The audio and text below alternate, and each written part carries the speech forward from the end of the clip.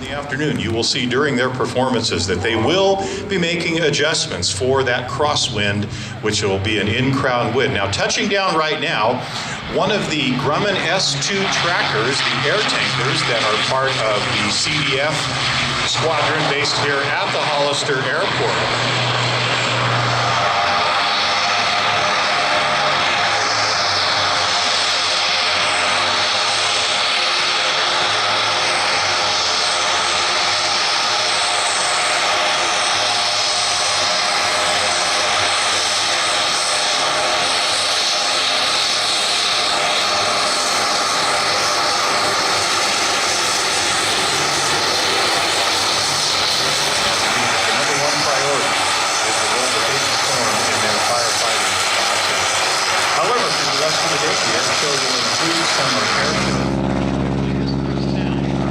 From the front end of a big Boeing Stearman biplane is very familiar because it's the sound that would have been made by a lot of prop customers in the late 1940s and 1950s and 60s. And look at how that beautiful red biplane flies over.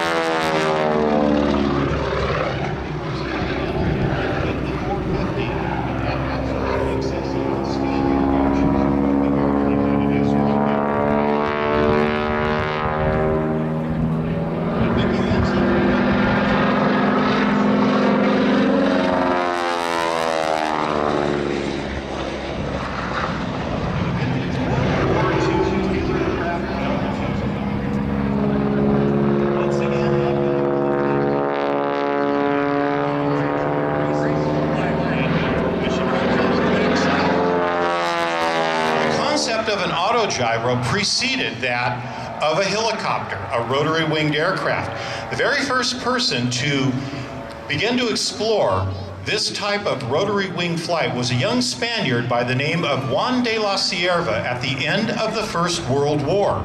He took a series of surplus World War I training aircraft, removed the wings from them, kept the fuselage, and installed a freewheeling or a free-turning rotor blade on top of a pylon, and then used the original aircraft engine to pull it through the air.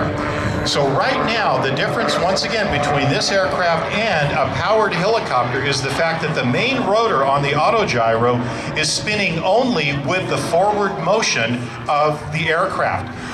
Just behind the pilot, who sits in an open two-seat cockpit, is a Lycoming engine, a 4-cylinder Lycoming of approximately 125 horsepower. And it is attached to a pusher propeller, a 3-blade prop, so that engine and prop combination is pushing the aircraft through the air. You'll notice at the tail end of the auto gyro, a vertical fin and rudder and a horizontal stabilizer and elevator. These are the same controls that are on the tail of any conventional aircraft.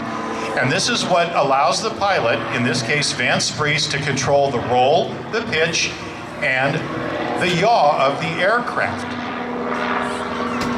However, instead of a wing, he has got that freewheeling rotor up above. Now, again, one of the differences is that a helicopter can literally hover in flight with no forward motion.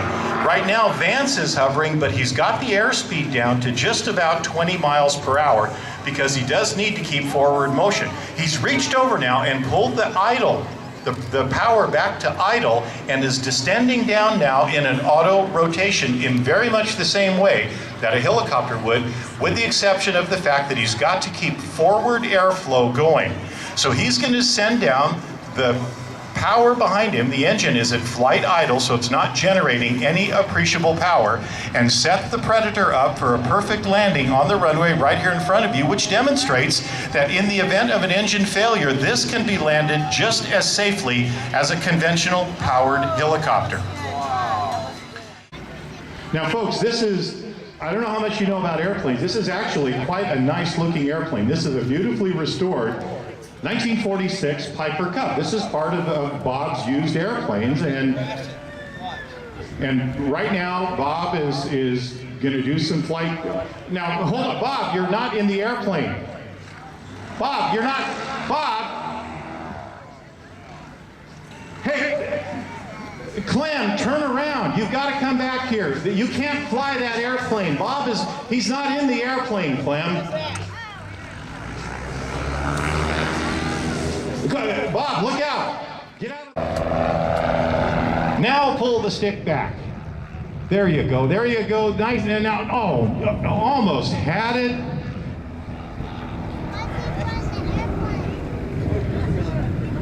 Well, yeah, he's learning, but we've got an air show going on. We don't need him to learn here.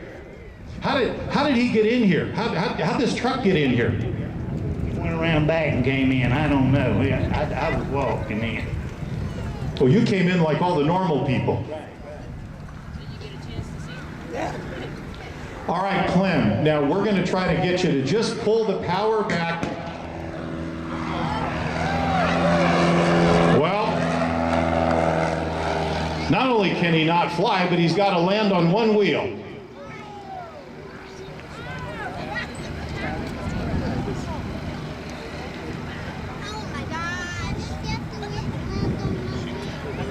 Well, ladies and gentlemen, I do apologize for the delay, and CAL FIRE certainly wants to know what's going on. We've got to get this airplane down, and this ought to be interesting because he's only got one wheel, and if he can even land it. Okay, now, Clem, stick forward. Now, power off. Come back on the power. Pull that power lever back. No, now pull it back now.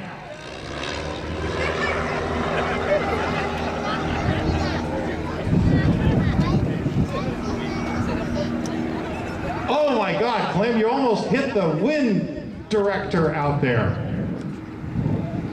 Okay, now use the rudder. Now pull the stick back. God, no wonder you guys chase roadkill.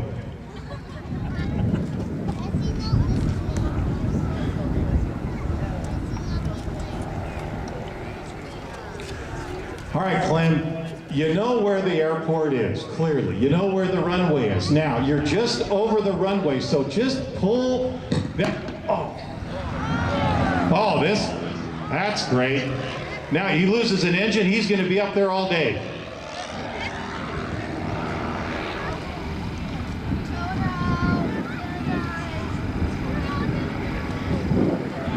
Well, he's smoking now.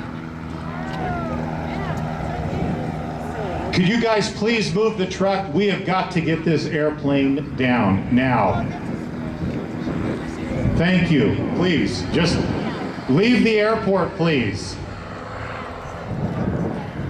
Okay, Clem. You're losing oil, you're losing power, and we're losing patience.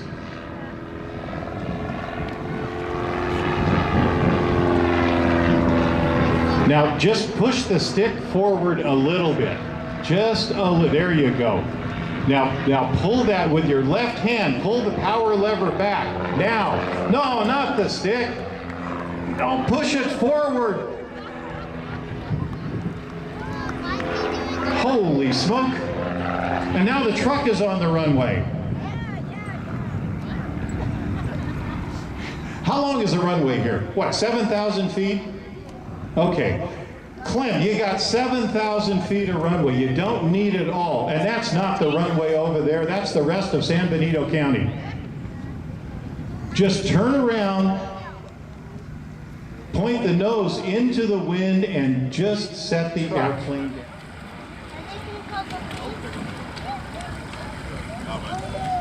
Okay, here we go. Well, believe it or not, he's on the truck. Let's see if he can, okay, let's see, now pull the power back.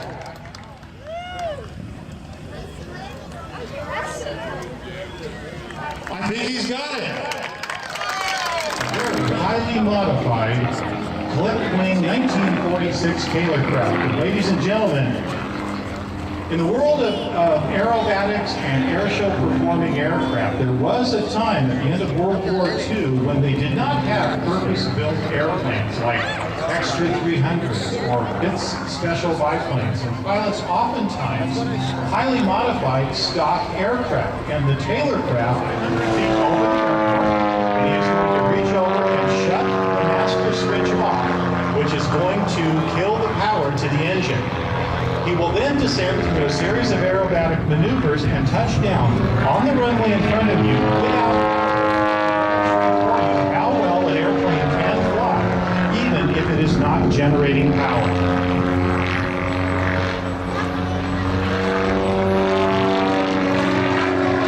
Now, Frank has got more than 7,000 hours total flying time in his career as a pilot, as he is performing the classic Cupid 8 maneuver. Once again, that is 5/8 of a loop. And then he repeats that maneuver at the other end of the box. And it's a maneuver that was originally designed by accident in the 1930s by an American pilot named Len Kobe, who was performing at the Miami Air Bases. He performed a loop to over the ground, not having enough altitude to safely recover. He simply rolled.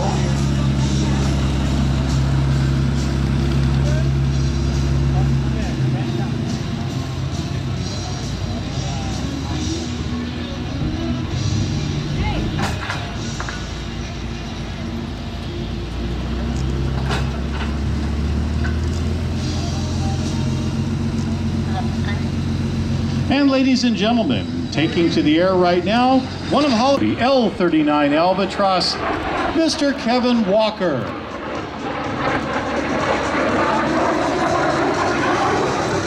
Advanced jet training aircraft utilized by a number of air forces around the world.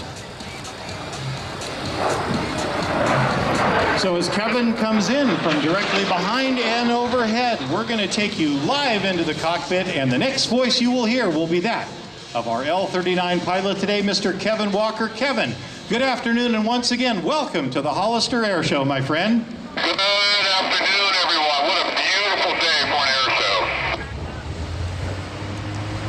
And Kevin, we've been telling the folks a little bit about the L-39 and its capabilities, and you're going to walk us through some of what you're going to be doing here today. So as you're coming in from Air Show Left, what are we going to see next?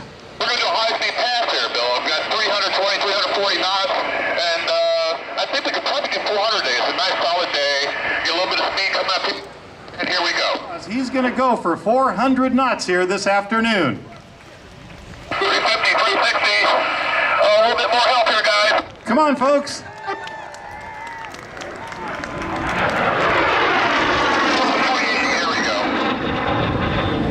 Did we get it? And as you can see, folks, you can see the trailing edge of the wing, the flaps are down. You can also see that the nose wheel and the main landing gear underneath the wings are also deployed, and how slowly that aircraft is flying, especially after that 400 knot pass. The duck just passed me.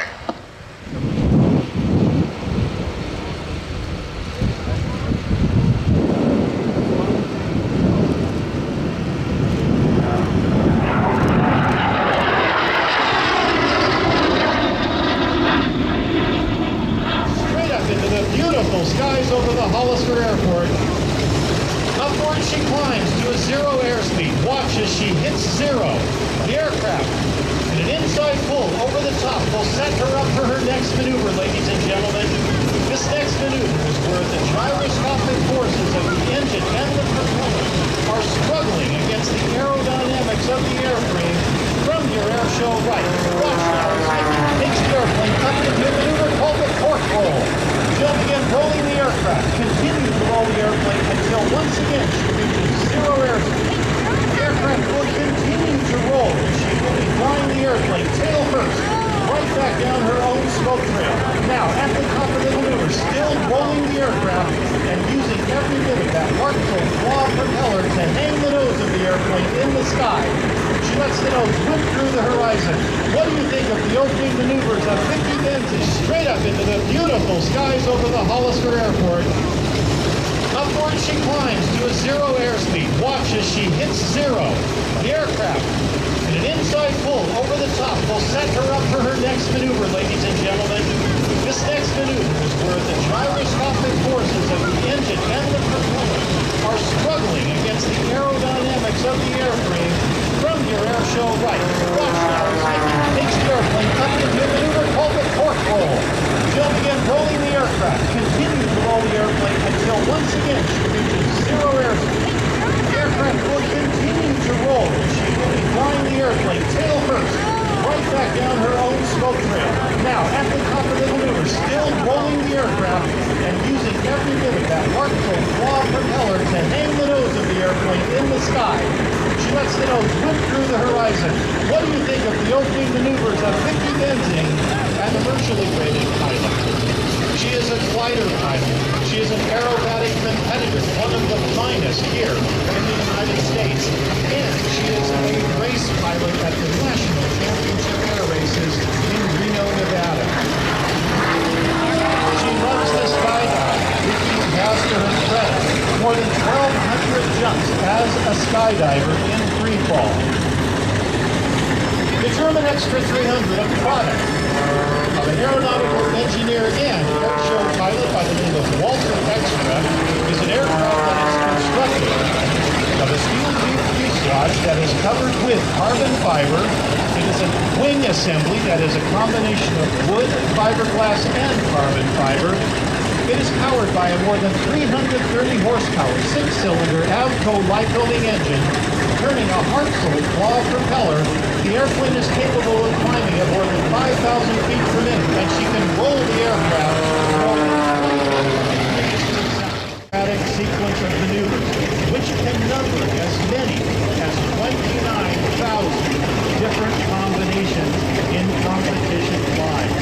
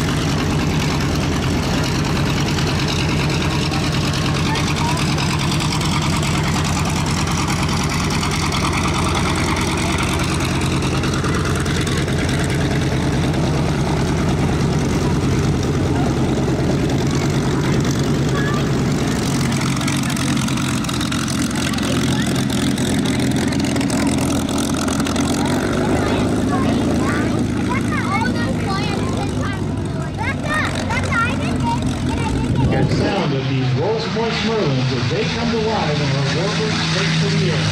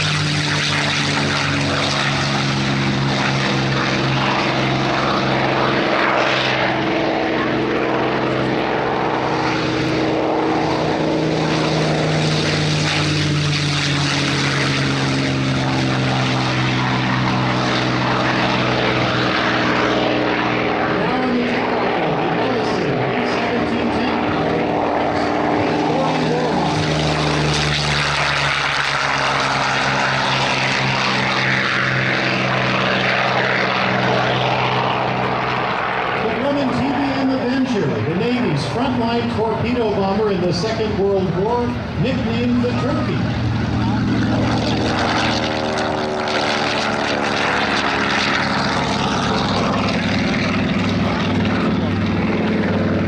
Next of our is the son of the late, great Eddie Andrini, a well-loved airshow performer.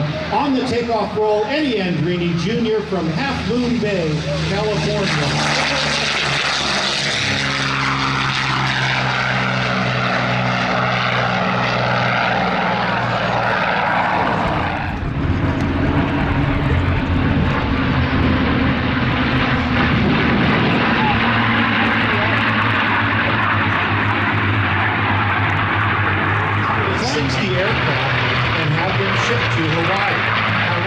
Became the arch nemesis of the Imperial Japanese Navy because the famous by the Flying Tigers, the American volunteer group, which flew in China right after the beginning of the Second World War.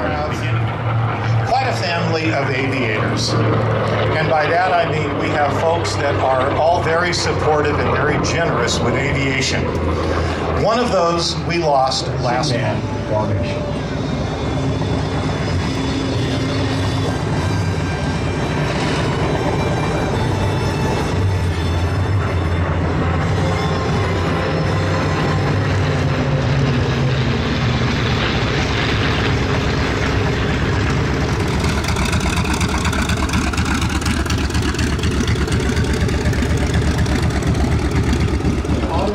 That are on display, they will remain open throughout the rest of the afternoon, so do please stick around and take a look at some of your favorite aircraft and automobiles.